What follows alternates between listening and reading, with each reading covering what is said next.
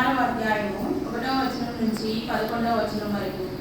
విశ్రాంతి దినము గడిచిపోగానే మగ్దలేనే మరియయు యాకోబు తల్లి అయిన మరియయు సలోమియు వచ్చి ఆయనకు పూయవలెనని సుగంధ ద్రవ్యములు కొనిరి. వారు ఆదివారం పెద్దగడ లేచి బయలుదేరి సూర్యోదయమైనప్పుడు సమాధి ఎదుకు వచ్చుచుండగా సమాధి ద్వారం నుండి మన కొరకు ఆ రాయి ఎవడు పొర్లించునని ఒకరితో ఒకరు చెప్పుకొనిచుండేది.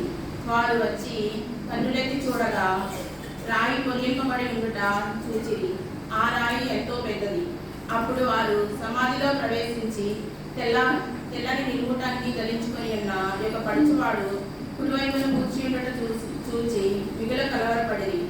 అందుకతడు కలవరపడుకుడి, సిలువ వేయబడిన నజరేయుడగు యేసును మీరు వెతుకుచున్నారు, ఆయన లేచి ఉన్నాడు, ఇక్కడ లేడు.